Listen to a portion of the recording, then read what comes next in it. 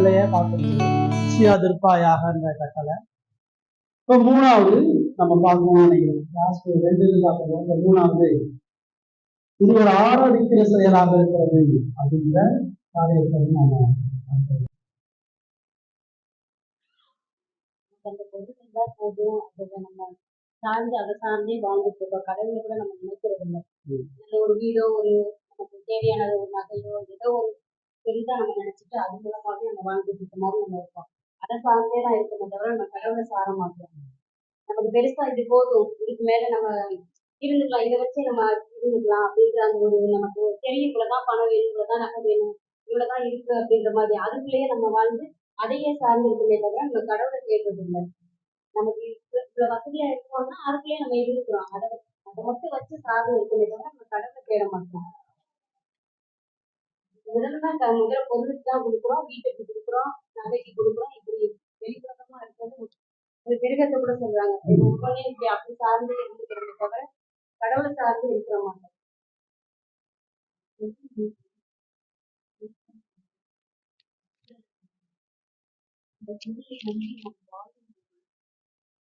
நம்மை படைத்த கடவுளை நிராகரித்து கடவுளை ஆராதிப்பதை தவிர்த்து நம்மளை அந்த இடத்துல உட்கார வச்சு நம்மளை நாம் ஆராதிப்பவர்களா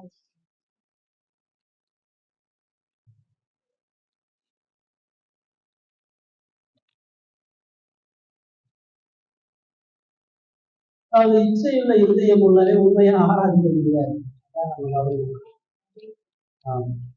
அவர் சொல்றாரு, அது இந்த ஒரு ஆராதிக்கிற செயல் சொல்லும் பொழுது கடவுளை தவிர வேற எதெல்லாம் நான் இதயத்துல பிரதானமா வைக்கிறோம்னா நான் அதைதான் ஆராதிப்பேன். என்னுடைய ஏக்கம் எங்க இருக்கோ அதுதான் என் ஆராதனை. என்னுடைய இறுதி எங்க இருக்கோ அதுதான் என்னுடைய ஆராதனை. இது பொருளா இருக்கலாம், நபரா இருக்கலாம், வேலையா இருக்கலாம், திறமையா இருக்கலாம், பொருளா இருக்கலாம், என்ன வேணா பண்ணலாம். அப்படி நம்ம ஆசைப்படும் பொழுது நம்ம கடவுளை அற்பமா எண்ணுகிறோம், நம்மளை நாமளே அற்பமாகிடும். கடவுள் மனிதனை உன்னத ஆசையோடு மேன்மையா கடவுள் வச்சிருக்காரு. ஆனா அவன் ரொம்ப அற்பத்தனமான இந்த உலகத்துல மேல ஆசை வச்சிருக்காரு.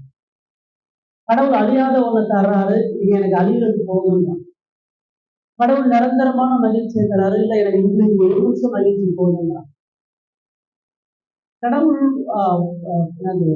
மிகுந்த உயர்வான இடத்துல மனிதனை வச்சு அந்த இடத்துல அவன் கொண்டு போக நினைக்கிறாரு.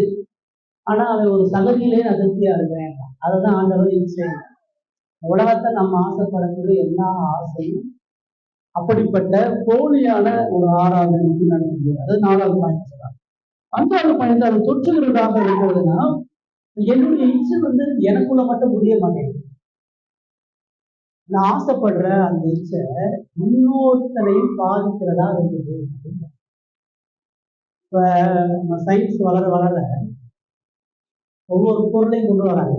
டிவி வருதுன்னு வரேன், டிவியே இங்க வாங்கி வச்சேன், இன்னொருத்தையும் வச்சிருக்கிறேன். ஒரு வாகனம் வருதுன்னா இதெல்லாம் மனிதனுடைய நலன் சார்ந்து இந்த சயின்ஸ் கண்டுபிடிச்சாலும் எதை வாங்கணும், எதை பெறணும், எதுல இருக்கணும் லிமிட்டேஷனை அநேக நேரம் நம்ம தாண்டி அதான் ஒரு பொருள் வாங்கும் பொழுது அது இன்னொருத்தன் இருக்கிறனால நான் வாங்குறேன். ஒரு பொருள் வாங்கும் பொழுது அது எனக்கு அவசியம், அது தேவை மூலமா நான் கடவுளுக்கு இன்னும் மகிமையா மேன்மையா செய்ய முடியும். இந்த கேமரா ஸ்டாண்டு, இந்த செல்போன் வாங்கணும், இது என்ன நம்ம ஷோ ஆஃப் பண்றதுக்காண்டி வாங்க, இந்த சக்தி எடுத்து கேட்கறக்கூடிய எல்லாரும் கொண்டு போறது வர்றதுக்காண்டி வாங்க. இப்படிதான் ஒவ்வொரு பொருளையும் நம்ம வாங்கக்கூடிய ஆடைகள் முதல் ஒரு ஃபேஷனா ஒரு ஆடை போட்டாங்கன்னா எல்லாரும் அதே ஃபாலோ பண்ணுவாங்க. சினிமாக்காரங்க ஒரு விஷயத்தை காமிச்சிட்டாங்கன்னா உலகெல்லாம் அதை ஃபாலோ பண்ணும். டிவியில ஒரு ஆடை வந்துச்சுன்னா அதை வாங்கணும்னு யோசிக்கும். காரணம் என்னன்னா இந்த சமுதாயம் இதெல்லாம் பெற்றுக்கொண்டாலும் இந்த சமுதாயம் நம்மளை அங்கீகரிக்கும். ஒருத்தனை சமுதாயம் அங்கீகரிக்கிறது அவன் எப்படி வளர்ந்துருக்கிறான், அவனுடைய சுபாவம், அவனுடைய தன்மைலாம் இந்த வளர்ந்து வர கலாச்சாரத்தோட ஒத்துருந்தாலும் அவன் அங்கீகரிக்கும். அதனால வேற வழி இல்லாம எல்லாரும் யாரோ ஒருத்தர் ஏதோ ஒரு பொருளை கண்டுபிடிக்கிறதுனால எல்லாரும் முகம் அதை செய்யறாங்க. ஃபேஸ்புக்கா இருக்கட்டும், இன்ஸ்டாகிராம் இருக்கட்டும், இதெல்லாம் தொடர்புக்காக விஷயங்களை பகிர்ந்து கொள்வதற்காக நன்மையாக ஆரம்பித்தாலும் எல்லாரும் அப்படி பயன்படுத்துறாங்களா? அதை வச்சு நன்மை நடக்குதா தீமை நடக்குதா?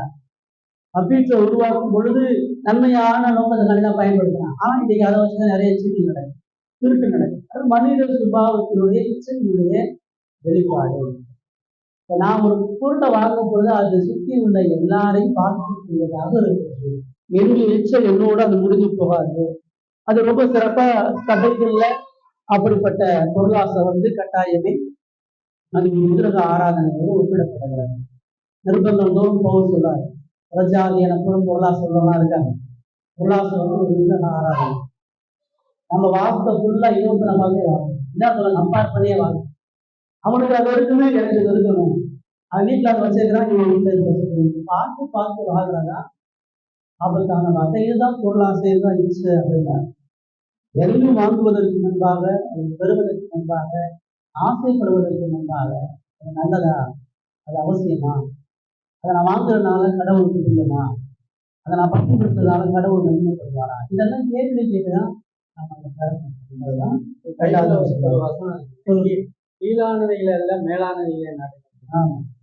அதுக்கு பொருந்தக்கூடிய வசனம் தான். கீழானதுன்னா அந்த பூமியில் உள்ள எதையும் ஆசைப்படாத, பார்க்காத கிறிஸ்து, பார்க்காத பரலோகம், பார்க்காத நித்திய வாழ்க்கை, அது மேல ஆசைப்படலாம். மேலானதுன்னா பரலோக காரியம், நித்திய காரியம். ஜஸ்டின் மதுரையில இருக்கிறவங்க கீழானதுன்னா நம்ம உலகத்தை சார்ந்து எது செஞ்சாலும் நம்ம தான் பெஸ்டா செய்யணும், பெஸ்டா செய்யணும், ஆண்டவர் நம்ம தான் உயரத்துல இருக்கணும் அப்படின்ற மாதிரியே டீச் பண்றாங்க.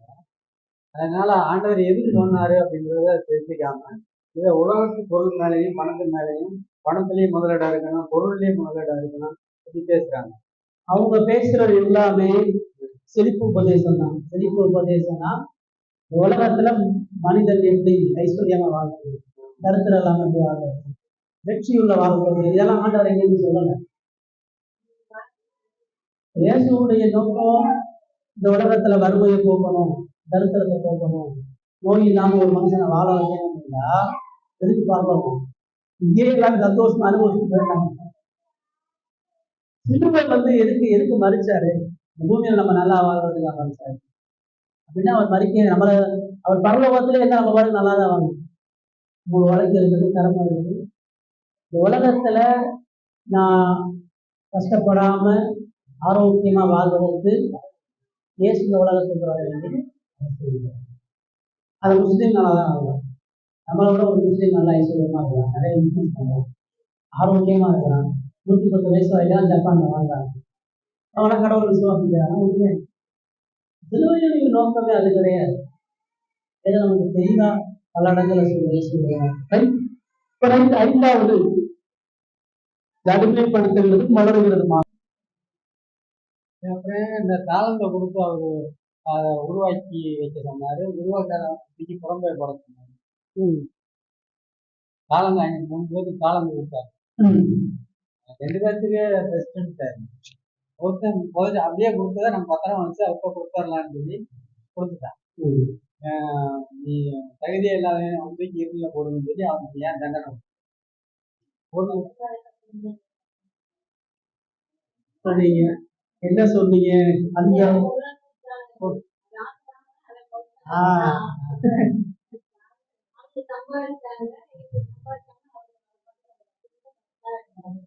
இப்ப பாருங்க, இப்பதான் நமக்கு பெரிய பிரச்சனை. ஒரு வசனம் எடுக்கணும், பின்னாடி தெரியல, தெரியல, யாருக்கு சொன்னான்னு தெரியல.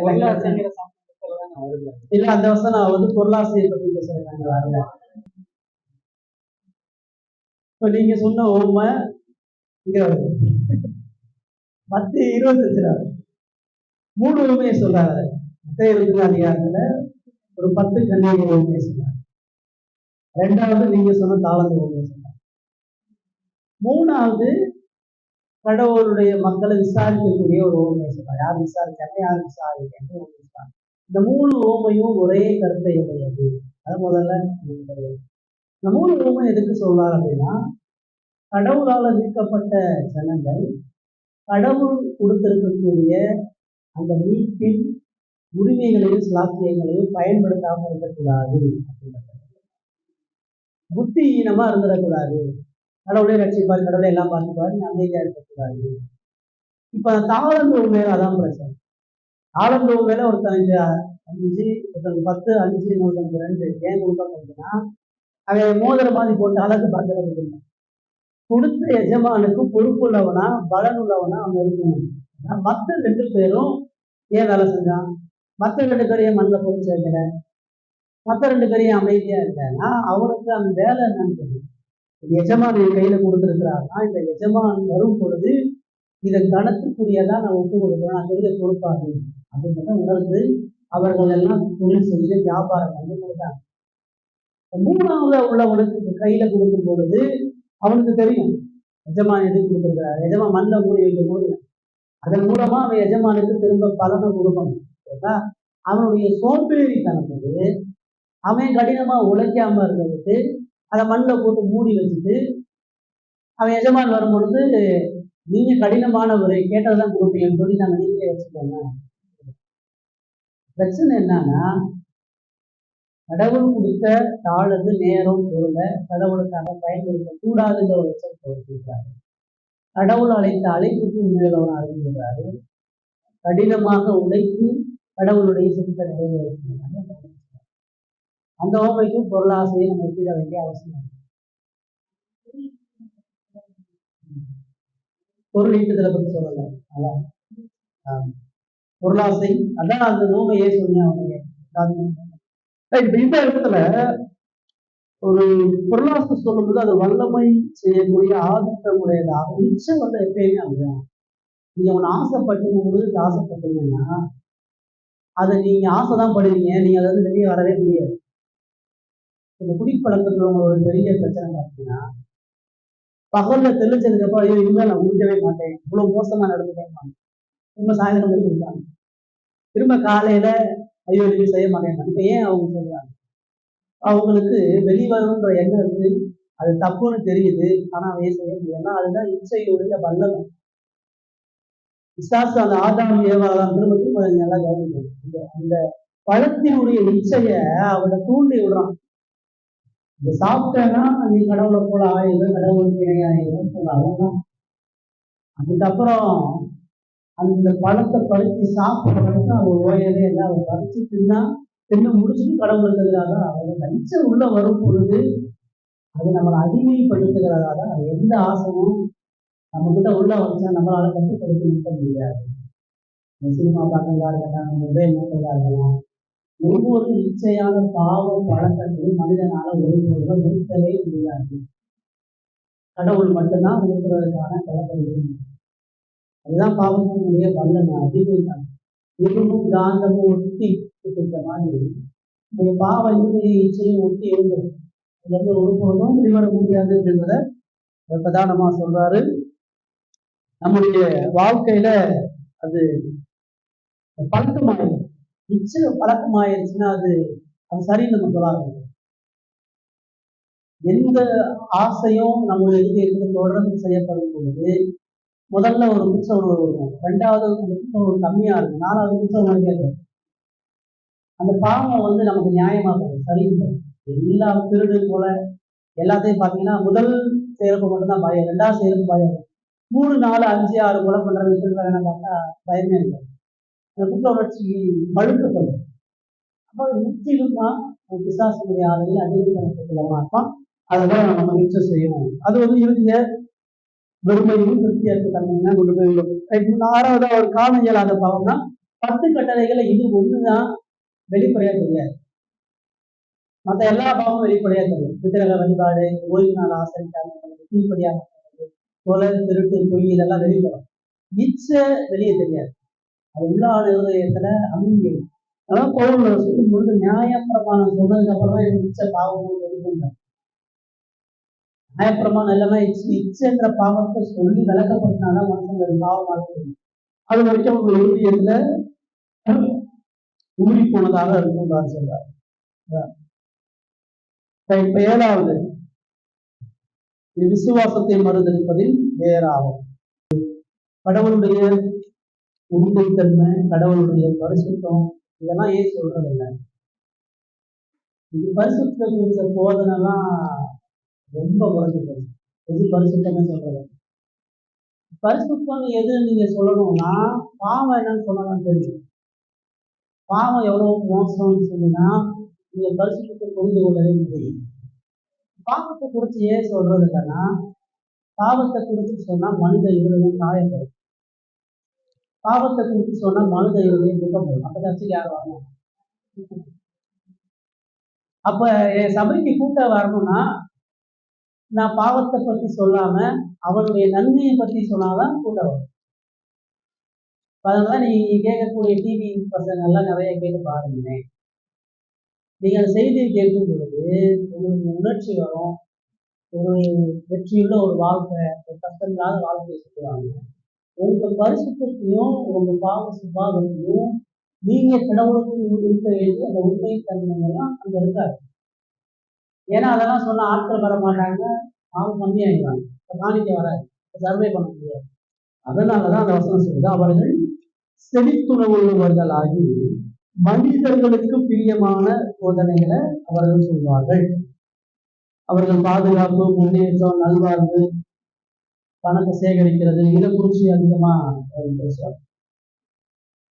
பொருளாசையின் மீது நாட்டம் கொண்டவர்களாக அவர்களுடைய போதனைகள் முழுவதுமா வெற்றி பெறுகிறது, உயர்வது, பண ஆசையில ஆடம்பரமா வாழ்வது குறிச்சு அதை வாழ்ந்தார்.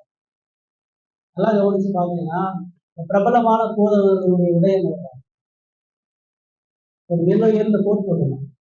அன்னைக்கு தேவையில்லை அந்த கோட்ல வெஸ்டர்ன் கண்ட்ரீஸ்ல போறது. அந்த கோட்டை கூட இந்தியாவில நீங்க நடக்கவே முடியாது. நாங்கள் ஆராதிக்கும் போது அந்த கோட்டை போட்டோம். நிறைய பூதகர்கள் அவங்களுடைய அந்த ஆடம்பரத்தெல்லாம் அந்த ஆராதனை நடத்துவாங்க. ஒரு பெரிய ஸ்டேஜ் இருக்கும், ஒரு பெரிய லைட்ஸ் இருக்கும், பெரிய மியூசிக் குரூப்பே இருக்கும். இதெல்லாம் ஏசிட்டாங்க, இதெல்லாம் அப்போ சொல்லிட்டாங்க. அவங்களால செய்ய முடியாதா? அவங்க கிட்ட இல்லையா? அவங்க காலத்துல இதெல்லாம் இல்லாம இருந்துச்சா? எல்லாமே இருந்துச்சு. ஏசு இருந்த காலத்துல இது எல்லாமே இருந்தா ஏசு இயேசுடைய ஆடை சாதாரண மனித ஆடையா இருந்துச்சு. இன்னைக்கு பாஸ்டர்ஸ்னா ஒரு தனி யூனிஃபார்ம், ஒரு தனி அங்கி, ஒரு வெள்ளை அங்கி போட்டுக்கணும், ஒரு ஒரு சின்ன குள்ளா இருக்கணும், ஒரு கையில ஒரு பொங்கல் இதெல்லாம் யார் சொல்லுவாங்க? இதெல்லாம் நான் மக்களை விட நான் உன்னை விட தெரியாது, நான் உன்னை விட உயர்ந்தது, நீங்க நானும் கடவுளுக்கு சமம் கிடையாது அப்படின்றத காட்டுறாங்க. இதைதான் இந்த பொருளாசை உள்ள இச்சை உள்ள ஒரு காரியத்தை நம்ம பார்க்கணும். அவங்களுடைய வாழ்க்கையெல்லாம் அவங்க வீட்டை போய் பாருங்க. அவங்களுடைய குடும்பம், அவங்களுடைய குடும்பத்துக்கு அளவு கேட்கலாம் அவங்களுடைய வாழ்க்கை இருக்கிறாங்க. அதனாலதான் அவன் வாழக்கூடிய இந்த ஆடம்பரத்தையும் சொல்லி இன்னொருத்தருக்கு வாக்கு தள்ள மாட்டான். இந்த மாதிரி ஒரு வாழ்க்கை உனக்கு வேணுமா, நீங்க வா, என்னை மாதிரி நீ ஐஸ்வர்யானாங்களா, என்ன மாதிரி நீ புகழ் அடையாளா, நீ என்ன மாதிரி வேதத்துல அதுக்கு இடமே இல்லை. இயேசுவோ அப்போஸ்தலர்களோ பழைய ஏற்பாட்டில் எந்த விசுவாசமே இன்னைக்கு ஒரு பெரிய ஒரு பூகம்பமான ஒரு விஷயம் என்னன்னா, இயேசுகிட்ட வந்தேன்னா இயேசு உனக்கு கொடுப்பாருன்னு சொல்றாங்க. நீங்க பைபிள் ஆழமா பார்த்தீங்கன்னா இயேசுகிட்ட வந்தீங்கன்னா இருக்கிறத இழக்கணும். அது பேரு யோவான்னா ஒரு பெரிய பிசினஸ், 4-5 படகு பிசினஸ் பண்ணிருக்காங்க. ஏசு அழைக்கும் பொழுது அதான் ஏசுவே அவர் படகு நிறைய மீனை கொடுக்குறாரு, ஐஸ்வர்யவன் ஆகுறாரு ஒரே நாள். ஆனா அதுல எனக்கு திருப்தி ஆகலை. ஆண்டவரே நல்ல பெரிய பணக்காரன் ஆகிடுச்சு, நானும் 3 தலைமுறைக்கு நல்லா இருக்குன்னு நான் சொல்லலை. அந்த சொத்தெல்லாம் எனக்கு இதெல்லாம் வேணாம், நீங்க தான் மத்தையும் வளைகிற கவர்மெண்ட் ஸ்டாஃப், ஆயக்கார தலைவன், இன்கம் டேக்ஸ் ஆஃபீஸரா ஏசு அழைச்சோம் அந்த வேலையை விட்டு வந்துட்டாங்க. பவுல் அது ஒரு பெரிய பரிசங்க, கமாலியல் கீழே வளர்ந்தாங்க, ஒரு பெரிய உயரத்துல. இப்ப இவங்க சார்ந்த வரைக்கும் எப்படி வந்தாங்க?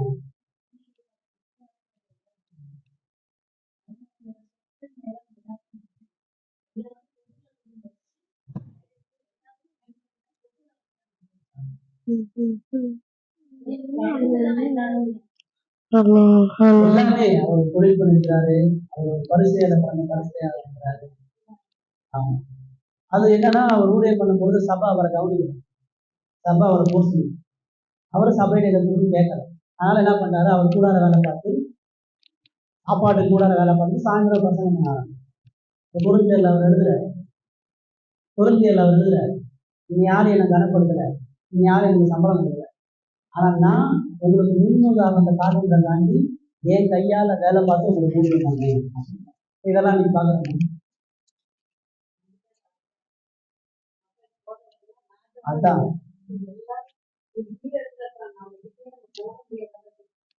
அந்த பொறுப்புகள், அவங்களுடைய அதிகாரம் இதெல்லாம் பார்த்தீங்கன்னா எல்லாம் உயர்ந்த நான் வேற எங்கேயுமே அப்படிப்பட்ட ஒரு நபர் கூட அடையாளப்பட்ட அப்படிப்பட்ட ஒரு ஊழியக்காரன்.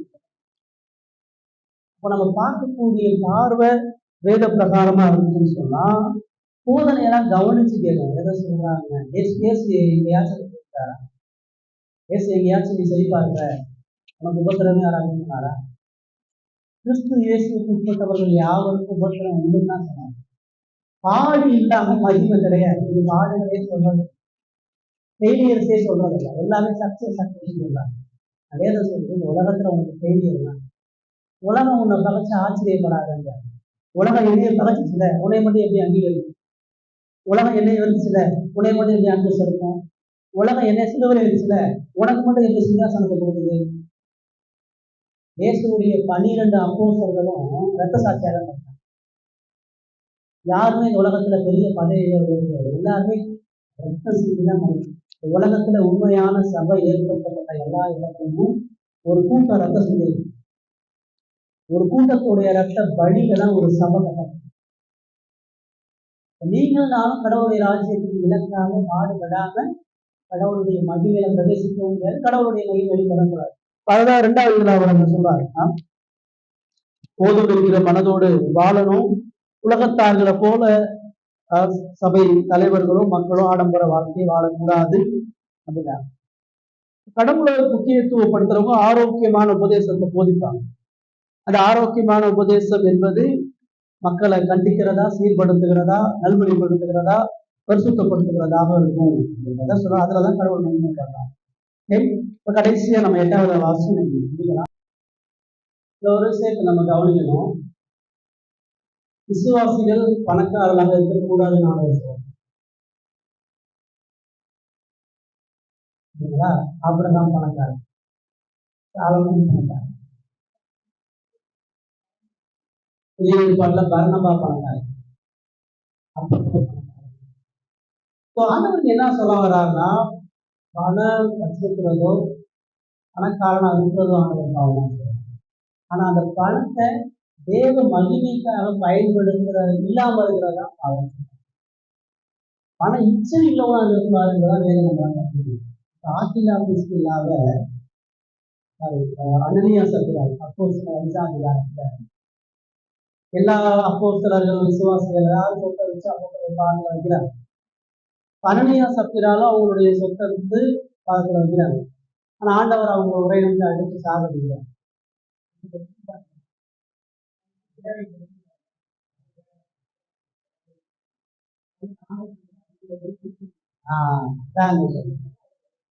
அடிப்படையான பிரச்சனை வந்து இச்சை. பர்னபா எல்லாத்தையும் இறந்து அவன் மட்டும் தான் சொன்னாங்க, எல்லாருக்கும் அது அவனுக்காக கொடுக்கப்பட்ட அர்ப்பணிப்பு உறுதி, எல்லாருக்கும் செய்ய முடியாது. அதை புரிஞ்சுக்கணும். இப்ப பிரச்சனை ஆனியா சபைராக்கு பர்னபாவுடைய அர்ப்பணிப்பை எல்லாம் சபை பேசினவங்க நம்மளும் அதை செய்யணும். இப்ப அதற்கான வழிவாய்ப்புகளையும் இருதயத்தையும் செயல்களையும் தேவன் செய்தார நம்ம பார்க்கணும். இப்போ அவங்க எல்லாத்தையும் விட்டாங்க, எல்லாத்தையும் கொடுக்கல. ஒருவங்க தனக்கு வச்சுக்கலாம். சரி பார்த்தா ஆலோசனை சொல்றேன், உன்னால எவ்வளவு கொடுக்க முடியுமோ அதை கொடுன்னா சொல்றாங்க. ஆனால் யாரையும் போர்ஸ் பண்றதே இல்லை, வெளியே இருக்காங்க. மன உற்சாகமா தெரியும், சரியா?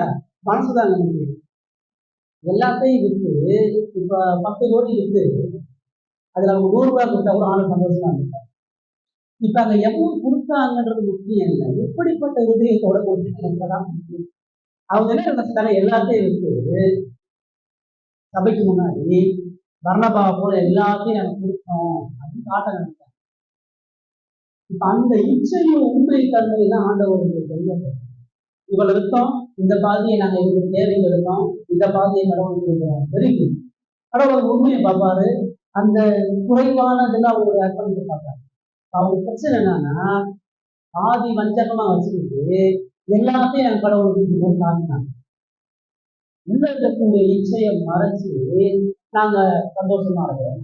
அதனாலதான் ஆண்டவன் அந்த இடத்துல அடிச்சாரு. இதை பார்க்க சாதாரண பாவமா இருந்தாலும் கடவுளுடைய பார்வையில அது தெரியும்.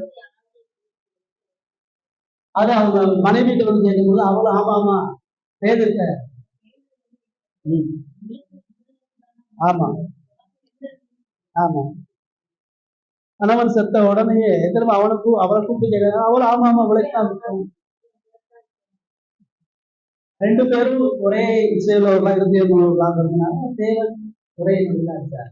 ஏன் இந்த பகுதி சொல்லுதுன்னா, இச்சை என்கிற பாவம் ஒரு விசுவாசியை அறிவிக்கு எதுவா நடத்துகிறனால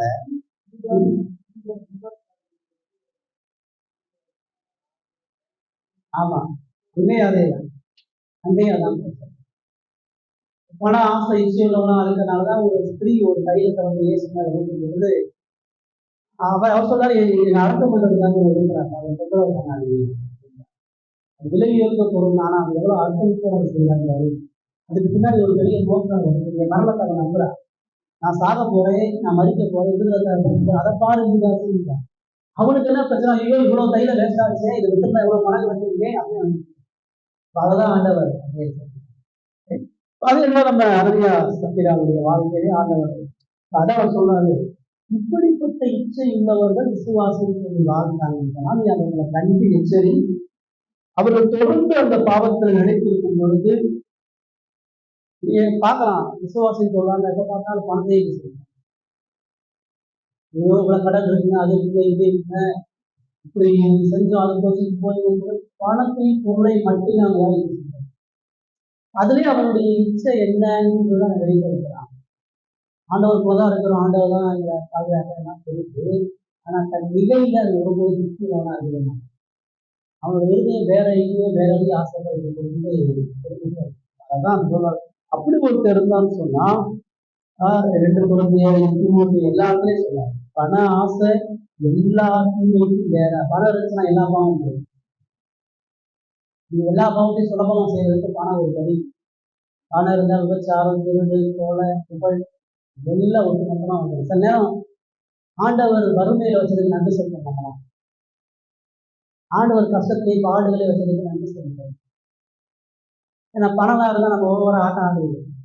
பணமா இருந்தா ஆண்டவர் யாருன்னு கேட்குது. ஆண்டவருக்கு பணம் இருந்தா ஆண்டவர் வந்துருக்கு. அதுக்காண்டி ஆண்டவர் சில நேரம் நம்மளை கஷ்டத்துல பண கஷ்டத்தெல்லாம் வச்சிருக்கோம். நாள்தோறும் அவருடைய திருப்பதியை சார்ந்து இருக்கணும், அவருக்கு கரத்தை சார்ந்து இருக்கணும். பணம் கொடுப்பாரு, அது நல்லது. நமக்கு அதுதான் நம்மளை குடங்களும் இந்த உலகம் நிரந்தரமல்ல, கடவுளத்தோட அதெல்லாம் நம்ம கற்றுக்கலாம். அதான் அவர் சொன்னாரு. ஸோ அது எல்லா பாவத்துக்கு வேற இருக்குது. அது சில பேர் சுற்றும் வழி விலகி போயிட்டாங்க. நிறைய பேரை பார்க்கலாம். நிறைய சபை அழிஞ்சு போனதுக்கு இந்த பண ஆசை. இருக்கக்கூடிய இந்த சிஎஸ்ஐ பாரம்பரிய சபைகள்லாம் இந்த சர்ச்சில் தான் ஒரு பெரிய எலெக்ஷன் வச்சு சுத்தம் பண்ணிட்டு இருக்கிறாங்க. யாருக்கு சொத்து, சர்ச்சு சொத்து யாருக்கு தான் நீங்க சண்டை பண்ண முடியும். சபை ஆராதனையே போலீஸ்காரங்க கூப்பிட்டு நடந்துட்டு இருக்காங்க. ஆமா, 2-3 கூட்டம் உள்ள பிரிஞ்சு இருக்கிறாங்க, சண்டை போடுறாங்கன்றதாண்டி அவிசுவாசியான போலீஸ்காரங்க சபையை பாதுகாத்துக்கிறாங்க. நிறைய பிஷப் மாடலே ஒருத்தர் சண்டை போட்டு அடிக்கிற அளவுக்கு போயிடுறாங்க. எல்லாரும் என்னன்னா இச்சை உள்ள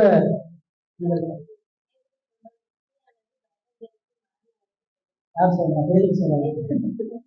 யாருக்கு சொல்றாங்க? யாருக்கு ஒன்னாதிகாரத்தாரு இப்படிப்பட்டவர்களோட நாம் ஐக்கியமா இருக்கிறதும் நம்ம எப்பவுமே நம்மளுடைய ஐக்கியம் யாரோட இருக்குது அப்படின்றத பார்க்கிறோம். நம்முடைய ஃப்ரெண்ட்ஷிப் யாரோட இருக்குதோ அவங்கள கூட நம்ம எனக்கு யாரை பிடிச்சிருக்குன்னு அவங்கள நான் பேசுவேன். பொருளாசை உள்ள இச்சையுள்ள ஒரு நபரோட நம்ம ஐக்கியா இருந்தா அவனுடைய பாவத்துக்கு நம்மளால முடியாது. அவனை போல வாழ்றதுக்கு நம்ம முயற்சி பண்ணிட்டு அதுக்கு நம்முடைய ஆளுக்குரிய நிலைமையையும் பாதிக்கும். இந்த பொருளாசை கடவுளுக்காக நேரத்தை கொடுக்காது, கடவுளுக்காக உழைக்காது, கடவுளுக்காக வாஞ்சிக்காது. எப்பயுமே தன்னுடைய சுய ஆதாயத்தை சிந்திக்கிறதாக அது ரொம்ப ஆபத்தானது. அது இச்சை என்கிற பாவம். எவ்வளவு பாவம் இந்த கட்டளை இதுல தொடர்ந்து அடுத்த வாரத்துல இதுல இருந்து நம்ம எப்படி தப்பிக்கப்படுறது, இதுல இருந்து நம்ம எப்படி தேவன் நம்மளை விடுவிக்கிறார் அப்படின்றத பார்ப்போம்.